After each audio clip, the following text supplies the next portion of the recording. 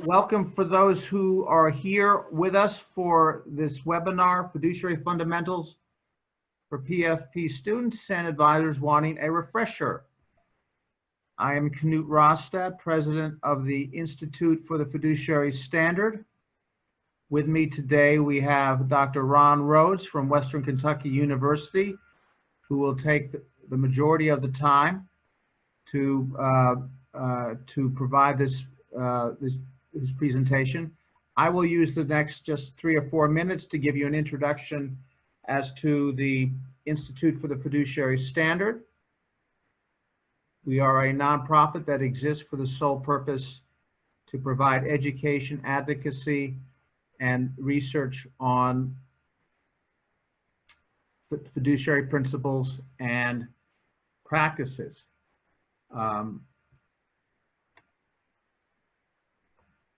One of our main pieces of work regards what we call real fiduciary practices that are hopefully in the slide that you can see right now, in terms of what it is that we have done to identify the 10 practices we believe best reflect what it means to be a fiduciary advisor, financial planner. And we call these the real fiduciary practices. And they are highlighted here. I'm going to just move on to the next slide.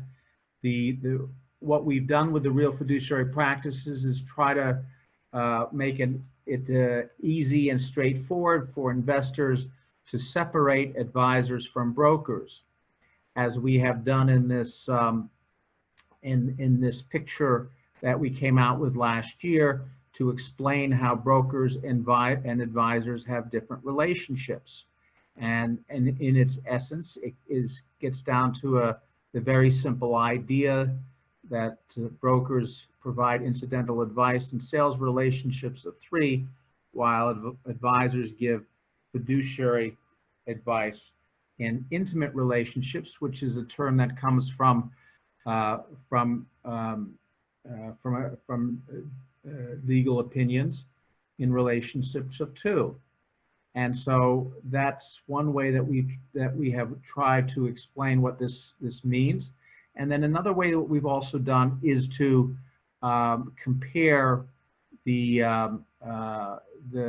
10 practices of a real fiduciary advisor with with what it is that a best interest broker is required to do. And I think that's a word that is forgotten all too often in looking at regulation best interest, which Ron will go into. But as we compare the practices with what's required of a broker, it is a pretty lopsided view, as you can see here. So that is a summary of our practices. We feel very fortunate in having some very well-known leaders within the financial planning world support and endorse our practices, as you can see here on the slide. And then finally, what we have done to reach out to advisors to encourage them to join our effort is to summarize what it is that we offer in terms of helping the fee-only fiduciary advisor distinguish and differentiate themselves from all the others that are out there. So this is just a very brief introduction to the Institute for the Fiduciary Standard.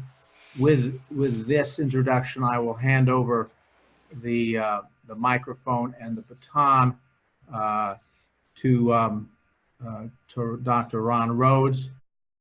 Well, welcome everybody. Sorry for the delays and the technical things here. We'll get right on get going here. I'm a professor at Western Kentucky University, also an investment advisor, CFP, advocate a lot of fiduciary. Of course, these views are mine alone and not at those of necessarily of the Institute or of any other sect, cult, clan, clique, faction, or terrorist group with whom I may be associated or ever been kicked out of. So we've sadly seen a huge evolution over the last 15 years in terms of really some questions we were asking way back in 2006. What is a fiduciary? Who is a fiduciary? And what are their fiduciary duties? And we've seen a huge amount of writing about that in the last 15 years or so, especially the last 10, after the Dodd-Frank Act of 2010. And now we're kind of asking the question now, how does fiduciary differ from this new regulation that the SEC has promulgated, effective next year, called Regulation Best Interest? And how do we apply these fiduciary standards of conduct?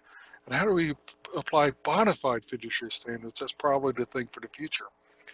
There are really two types of relationships under the law. And the one type of relationship is the most common. It's a perfectly fine type of relationship. A salesperson is out there selling products or services. They're acting either as an employee of the product manufacturer or as a distributor, as a broker would, and is selling to a customer. The other type of relationship is a fiduciary relationship. In a fiduciary relationship, the law has kind of said there are certain types of relationships in which clients place their trust and confidence with this advisor or manager.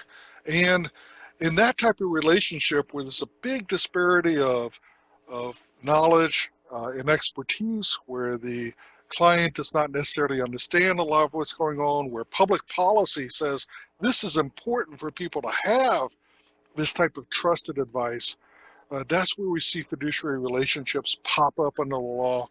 And as a fiduciary, you're basically acting as a representative of the client. You're on the buy side, if you want to speak, as opposed to the sell side. And you're going out there and you're figuring out the best investment strategies and the best products to implement that strategy. The problem is that Main Street investors really don't know the distinctions between investment advisors, brokers, or insurance agents, the three primary licenses out there. They don't appreciate the difference between suitability and certainly not the new best interest standard and what's a fiduciary is. And also because of inaction by the SEC over the last 4 decades or so, basically salespeople are just not distinguishable from trusted advisors. A lot of the marketing of salespeople is basically designed to be trust-based marketing, so to speak. The problem with basically sales relationships is that your personal economic interests drive your behavior. That's not necessarily a bad thing. That's what capitalism is founded upon. But if the person coming to you is expecting trusted advice, and you get, for example, paid more to sell one product over another, eventually you're probably going to sell that higher cost product over time. Also, there's a huge relationship in financial services between fees and returns. The higher the fees and cost of products, the research is very, very clear on this.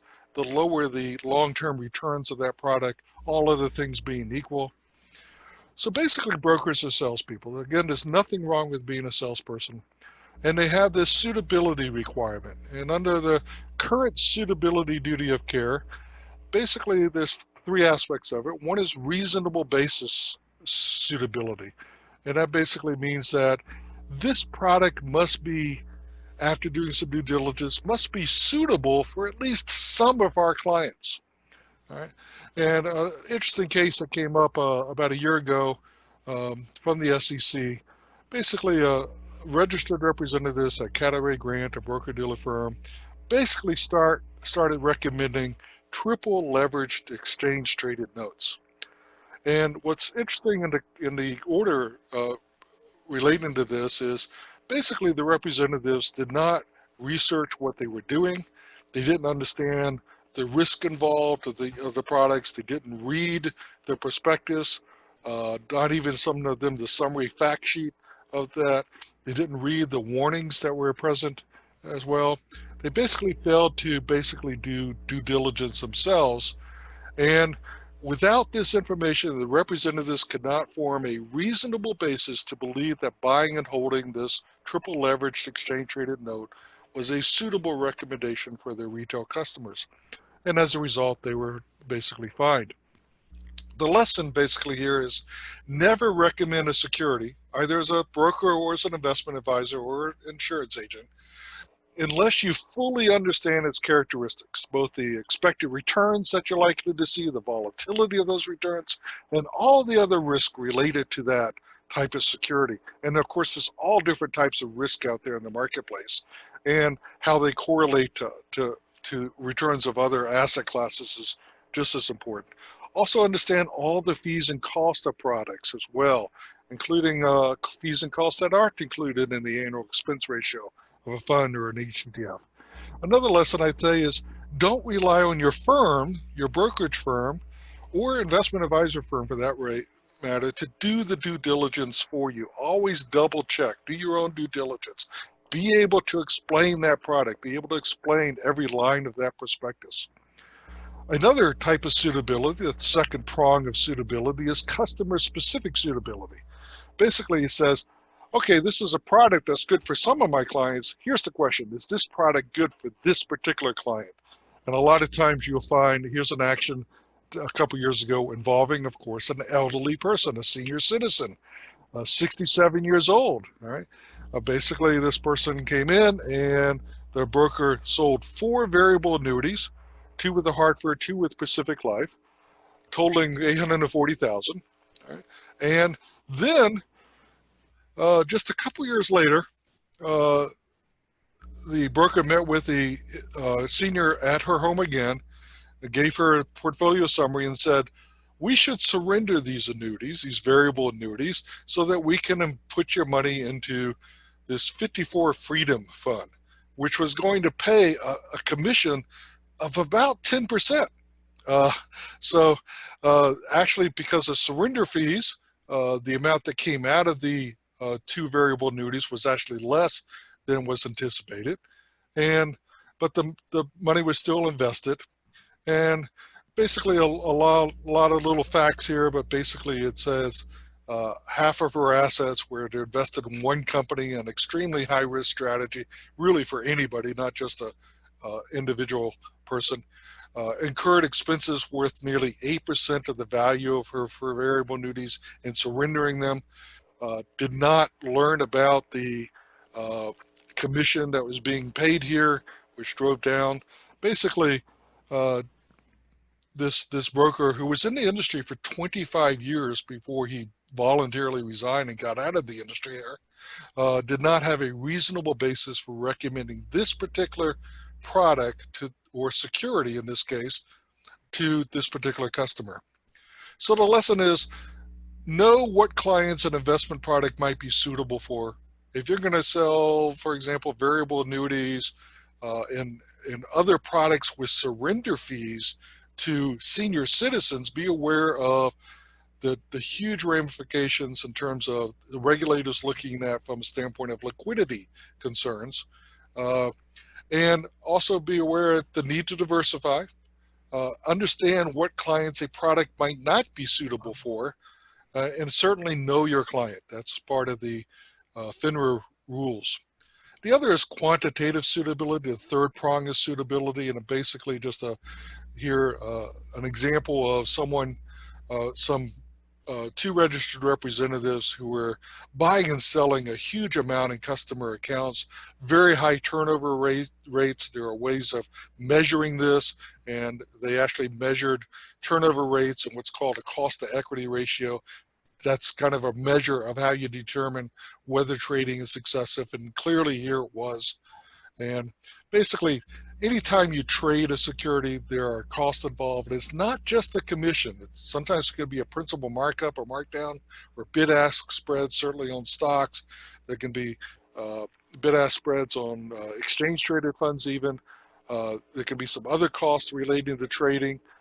Understand transaction costs, and also be very skeptical of any strategy that involves a great deal of trading because of the amount of trading costs that are involved. And essentially, if you want to undertake something that involves a lot of trading, you're basically just setting yourself for a lot of trouble. So brokers have the suitability doctrine, but starting July 1st of next year, it becomes a best interest standard. Now, suitability is still there. FINRA has given some guidance that they will probably retain the suitability rule now. Others guidance have said they're eventually going to replace it with their own version of best interest, but for now, they're letting the SEC drive this best interest rule and how to interpret it. So what is the SEC trying to accomplish with this? Well, they said they wanted to clear up the confusion between brokers and investment advisors with regulation best interest and also something called Form Client Relationship Summary, Form CRS, another regulation that was adopted. They wanted to raise the standard of broker-dealer firms. There's no question that they've done that slightly. They did want to preserve commission-based compensation. What they didn't want to do is something the Dodd-Frank Act of 2010, what Congress gave them the authority to do, which was to impose upon brokers who were giving ongoing investment advice the fiduciary obligations of the Advisors Act. They did not want to do that. They didn't want to restrict the definition of solely incidental, which is found, it's basically the broker-dealer exclusion from the having to register it under the Advisors Act. They didn't want to address that. And we need to note that in other countries, they have responded much differently. In United Kingdom, they basically banned most commissions for most security sales. And in other countries, we've seen a trend towards that. So basically, United States is not as regulatory heavy as we've seen some other areas. So what does this best interest requirement do? It basically says a broker-dealer should not put its interest ahead of the retail customer's interest when making a recommendation to a retail customer. That is actually strong language, right? It says a broker's financial interests can and will inevitably exist, but these interests cannot be the predominant motivating factor. The problem is that this language is contained in the rule, but then there's this huge, what they call safe harbor, and it's really not safe. It's basically an exception that swallows the rule. Basically, it says compliance with each of these conditions satisfy the best interest standard. You have to disclose that you're a brokerage as opposed to an investment advisor. And we'll see that's done in Form CRS. You need to disclose all material fees and costs. And you'll need to disclose all material conflicts of interest. It doesn't say you need to avoid conflicts of interest or manage them. But then it says you have to use reasonable care. Now, this is actually an enhancement to the suitability standard because, as we'll see, it's basically emphasizing that costs are important, much more than suitability ever did. But you have to ensure that the recommendation could be in the best interest of at least some retail customers. Well, the SEC didn't define what best interest means, and in fact, we're still looking for guidance on that. So basically, it's the suitability language here, kind of framed with a best interest proviso on it, but we really don't know what SEC means by best interest because they actually said we're not going to define it in the rule. And then the broker-dealer firm has to adopt certain procedures for identifying and disclosing, either disclosing or eliminating material conflicts of interest. All right. So it doesn't say that you have to properly manage that. So what is different here? Well, we can say that it does elevate the importance of cost in undertaking product recommendations. So brokers are going to be training the registry representatives to evaluate the cost, all the cost of products, hopefully, and document discussions with the clients about cost. Doesn't say you have to recommend the lowest cost product, except all things being equal, if there's identical products, and I'll explore that in a minute. Now, kind of an example that was used is it might be cheaper to use A shares with a front-end load and a 0.25% or less 12B1 fee, as opposed to C shares with a 1% or less ongoing fee if you're going to hold the mutual fund basically for decades. A typical 5.75% sales load, even over a 10-year period of time, the impact in terms of the additional return needed is somewhere around 0.42% or so.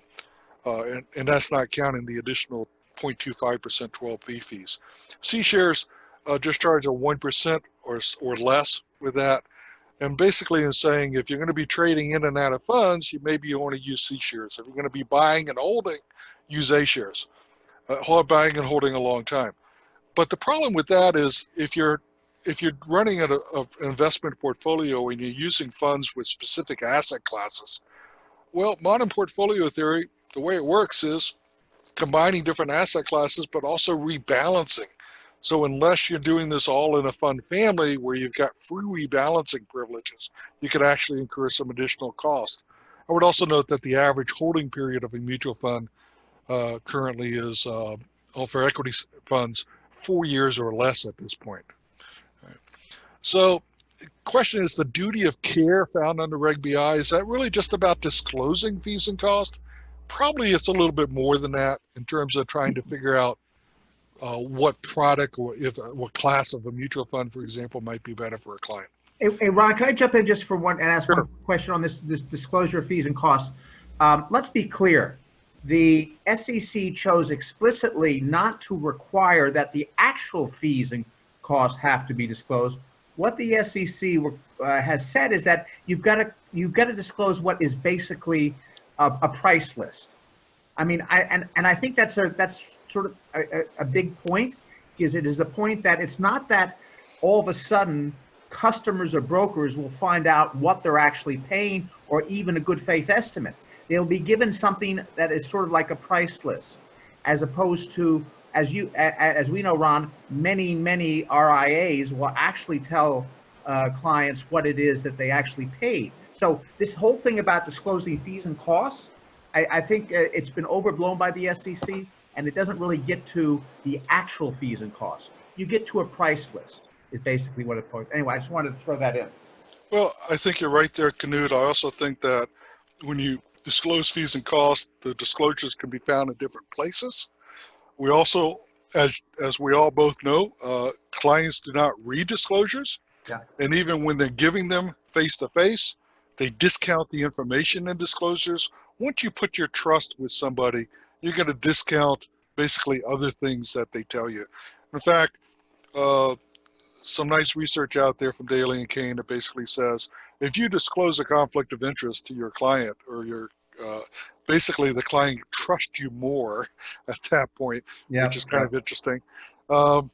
We know that the brokerage community, the broker-dealer firms who basically oppose a true fiduciary standard here, really don't mind making more disclosures, because they know that people, this is, for a lot of people out there, I'd say 90% of clients, investments are mysterious. It's hard enough for them to understand the difference between a stock, a bond, and much less a mutual fund or an exchange-traded fund.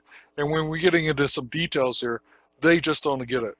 I think the other problem is that not all the fees are disclosed. There's a lot of transaction fees within pooled investment vehicles. There's revenue sharing. There's payment for shelf space. There's payment for soft dollars. There's transaction costs for buying and selling securities within the fund. Principal markups, markdowns, bid-ask spreads, commissions that are paid within the fund that are not reflected in the annual expense ratio.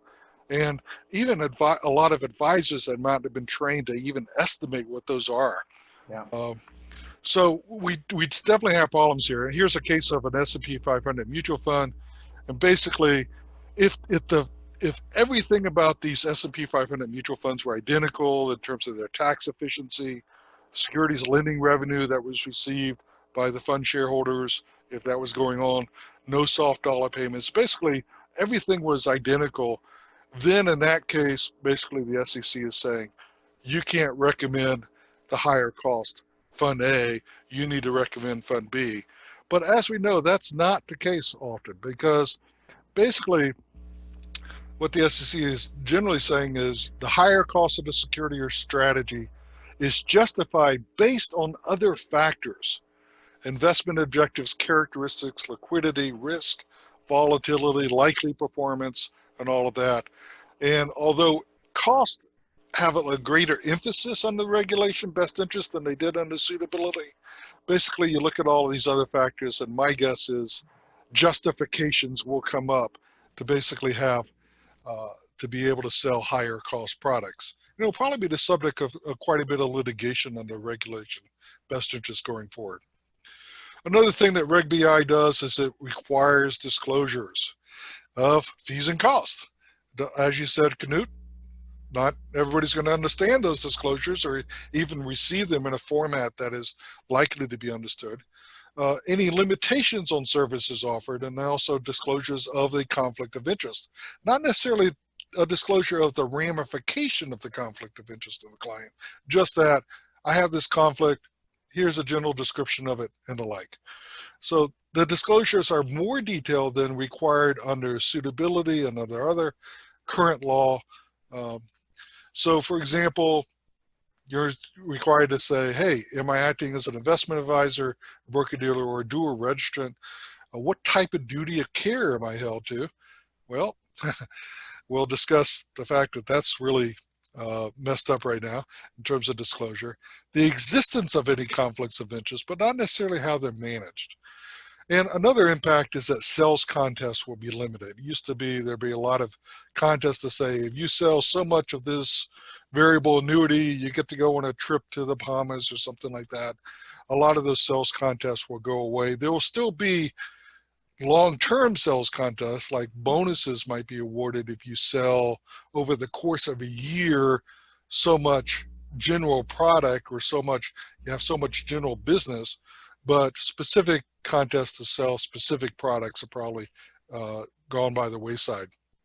Now let's contrast Reg BI with the fiduciary standard of conduct, because Reg BI basically applies to sales relationships. We have this common law fiduciary duty. This is the law of fiduciary that has developed over hundreds of years, first in England and now in the United States. And it basically says if you have a conflict of interest, you have to affirmatively disclose the conflict, all material facts. You have to ensure that the client understands the conflict and the ramifications of it. And that varies with the client. It's if you have a client who is not as sophisticated, you're going to spend a lot more time ensuring client understanding. The client then needs to provide informed consent.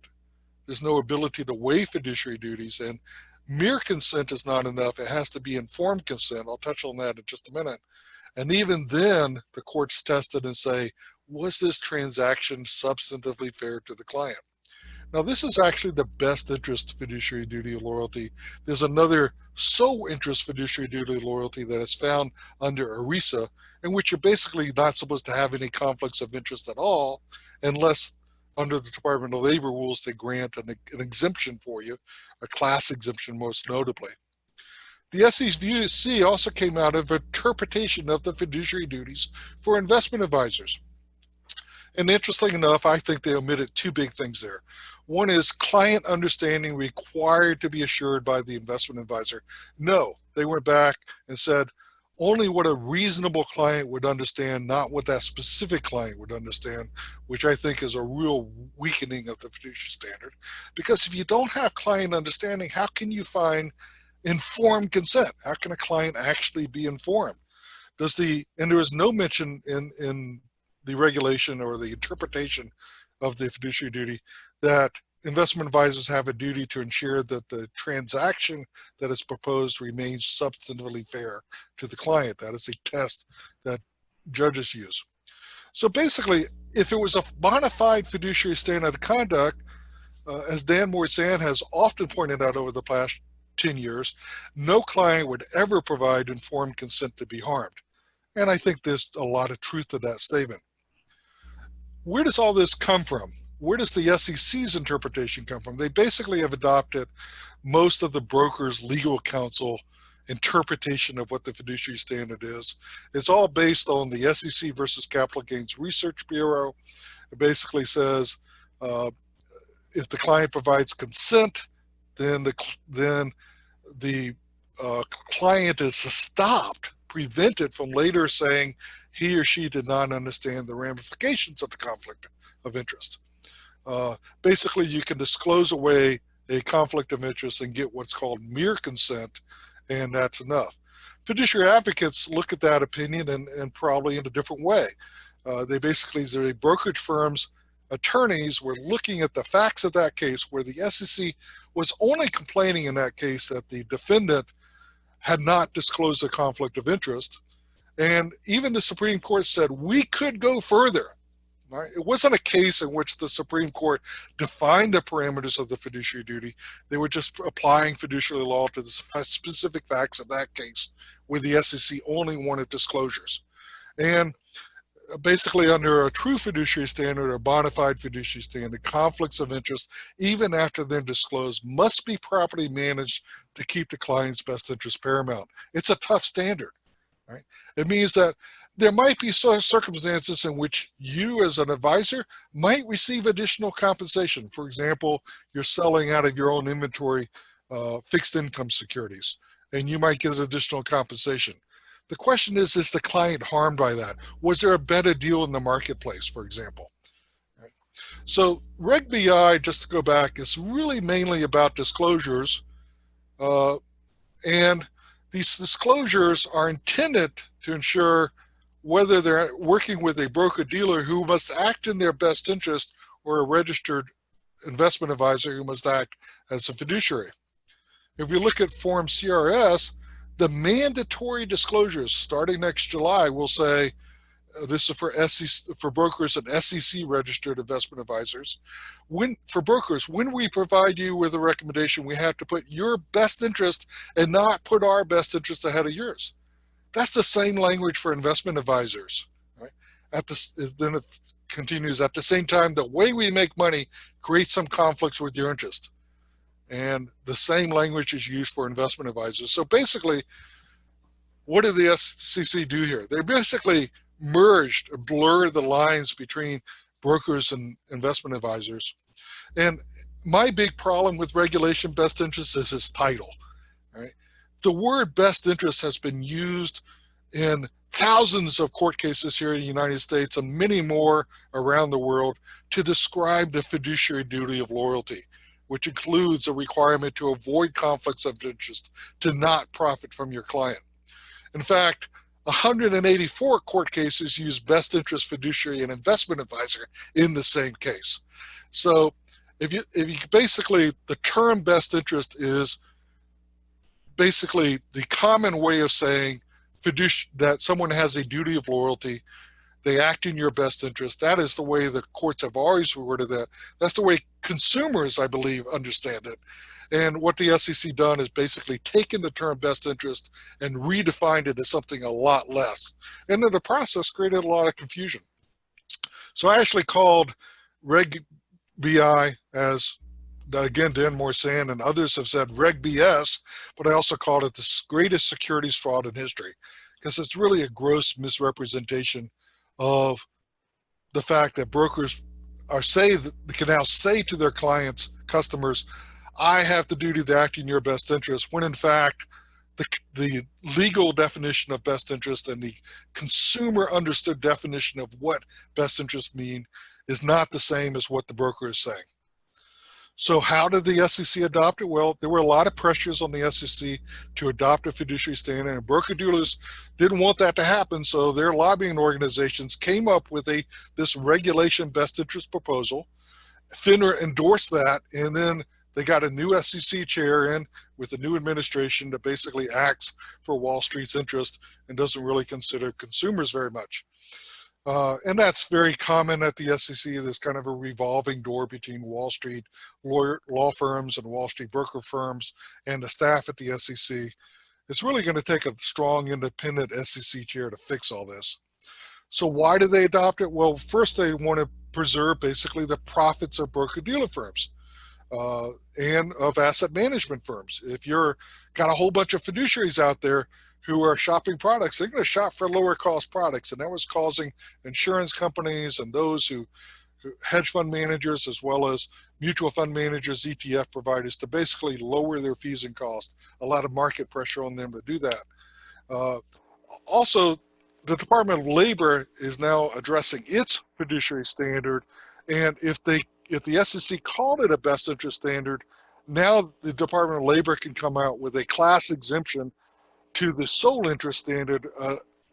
In order to adopt a class exemption, the Department of Labor must find that the exemption is in the best interest of plan participants. Well, now they have a redefinition of best interest that allows them to do that. And I think probably the third prong of this is FINRA is looking at this basically saying brokers and investment advisors, it's the same standard of conduct now, and hence we ought to be able to regulate them all. And I think that's probably the biggest challenge to us becoming a true profession at some point. There's another SEC rule that basically says you can use advisor or advisor only if you're an investment advisor or a dual registrant, but if you're just a registered representative, you can't use that. There have been some guidance that came out from SIFMA in a joint publication with Deloitte, where basically it encouraged broker-dealers to look at other labels such as wealth manager and financial consultant. I do not believe that they're not going to start avoiding the use of those labels, but certainly that guidance is out there to take a look at it. There might be some disclosures about I am a broker, even though my title is a wealth manager, and it'll probably be worded in such a way that customers really won't understand the difference. Interesting enough, the states are stepping up to the table here. The states were supportive of the Department of Labor's fiduciary rule that got set aside by the courts a few years ago. They are now, some of the states are moving to adopt their own fiduciary standards. And when they do that, they basically turn to common law. If a broker gets sued for breach of fiduciary duty, and that is the biggest complaint, the largest number of complaints are for breach of fiduciary duty, that necessarily does not mean that they get held liable under that. Most of those fiduciary duty counts are dismissed, but basically they're under state common law. You are a fiduciary when you are in a relationship of trust and confidence with your customer or client. Not all states apply that the same way. Some it's more stricter to get there. Others it's a lot easier to become a fiduciary. But basically the Federal Investment Advisors Act was basically founded on this idea of if you're in a relationship of trust and confidence with a client, you're a fiduciary and you should represent them. Nevada, back a couple of years ago, revised the definition of financial planner, and the effect of that in some other statutes was basically it imposes a fiduciary duty upon financial planners, those who basically, very broadly, it applies to people doing financial planning and investments, including investment advisors and broker-dealers, does not apply to insurance agents under a specific exception. Nevada has been working for 2 years now on proposed rules to implement that, and they still haven't come out. New York State adopted a life and annuity sales proposal to basically subject sales to a best interest standard, including a prudent person standard, which is a very tough standard to meet in terms of due diligence, the prudent investor rule. It says only the interest of the consumer shall be considered in making the recommendation. The receipt of compensation or other incentives is permitted, provided it does not influence the recommendation. And that's kind of weird, because anytime you receive incentives, it's going to somehow influence your recommendation over time. The rule applies on February 1st. There's some legal challenges to it. It does permit proprietary product only sales with disclosures, however, so there's kind of a big gap there. All right. Connecticut, financial planners have to disclose if they're a fiduciary or not. And we have New Jersey and Massachusetts who are considering the adoption of fiduciary obligations upon almost all brokers. The initial proposals that are out there are very strict in terms of their imposition of fiduciary duties. Obviously, there's been a lot of pushback here. Some of the broker-dealer firms have told Nevada and New Jersey and Massachusetts that they'll pull out of the states if these rules are adopted, which is kind of, in my mind, a pretty big threat to make, possibly a very empty threat as well. Our professional associations are also moving towards the fiduciary standard. NAFA, the fee only, has been there for a long time. Garrett Planning Network, Alliance of Comprehensive Planners, XY Planning Network, all of their members are also members of NAFA, I believe. And then we've got the CFP board. In 2007, they moved a long way to basically say fiduciary standard applies when doing financial planning, but then it got interpreted over time. We've had the Committee for the Fiduciary Standard Forum, the Institute for the Fiduciary Standard has come along with their best practices, which I believe has significantly influenced what the other organizations are doing. The AICPA came out with a statement on standards of personal financial services for its personal financial specialist designees. And now the CFP board has adopted a fiduciary standard at all times for certified financial planners. Before, it only applied if you were doing several different elements of financial planning. So basically, it's closed the loophole. It's also a pretty strong standard. All right, it applies whenever you're giving basically any advice on investments or insurance, for that matter, or real estate or even bank instruments. All right, it says that CFP professionals have a duty of loyalty to place the interest above that of the client above themselves or their firm. They need to avoid conflicts of interest or fully disclose the conflicts of interest to obtain the client's informed consent and properly manage the conflict. That's what's missing under the SEC interpretation of the Advisors Act. Act without regard to the financial or other interest. All right, a CFP professional acting under conflict of interest continues to have a duty to act in the best interest of the client. So even when you have a conflict of interest, even when it's disclosed, you still have to properly manage it. And it also has a duty of care associated with it. Now, the CFP board is obviously a voluntary organization. It's not a license of any type. There have been some discussions in the legal community that although it's a voluntary standard, that standard of conduct that the SEC adopts basically becomes a duty of care under state common law. So it could be applied in courts.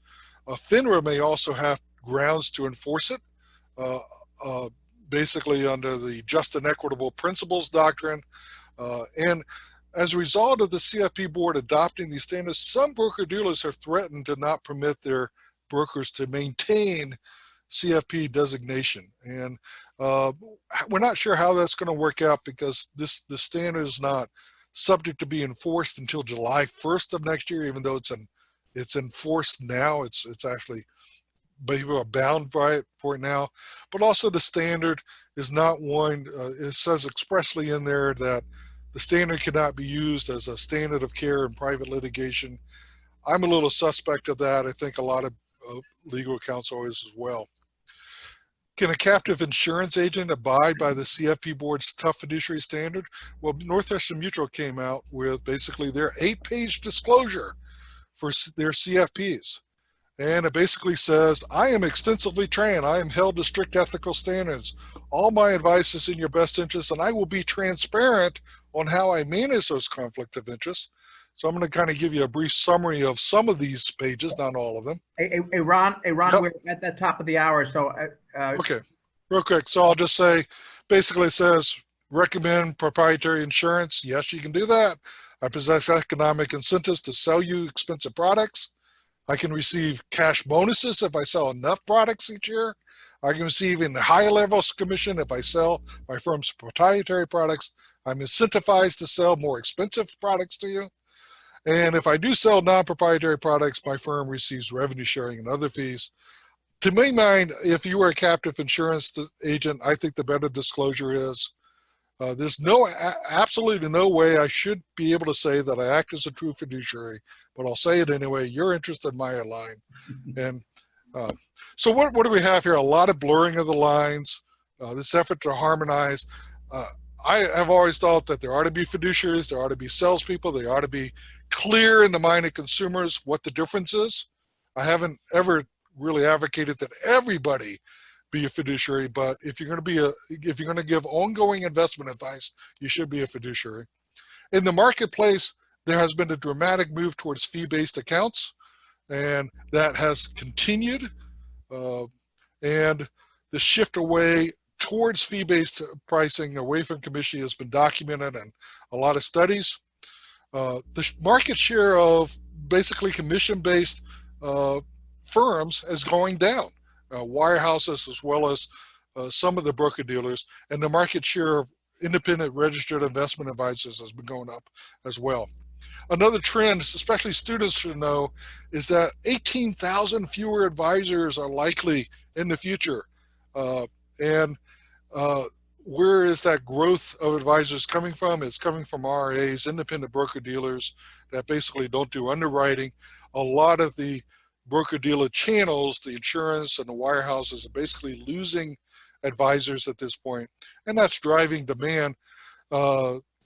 We can see that in terms of the growth of assets that's happening. And we also see a big trend towards digital advice solutions.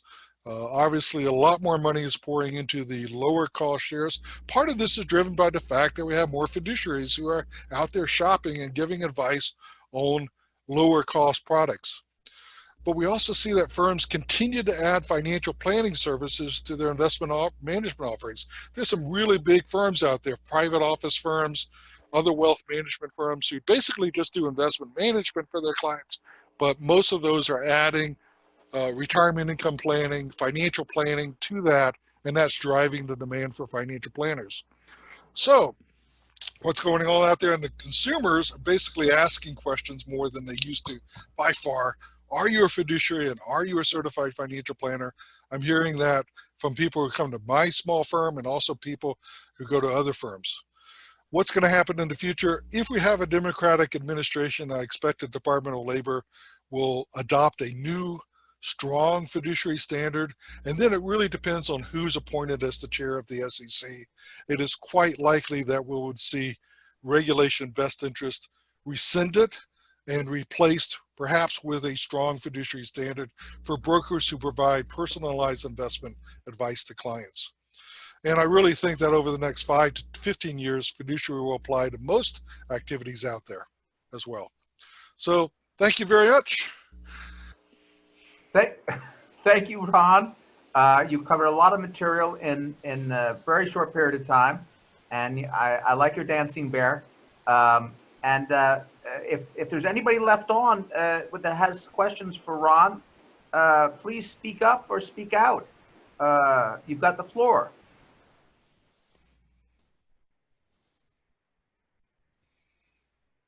Okay.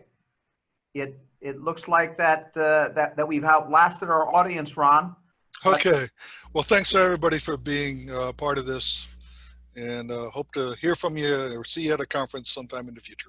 Thank you very much, Ron. Have a good one. All right. Bye.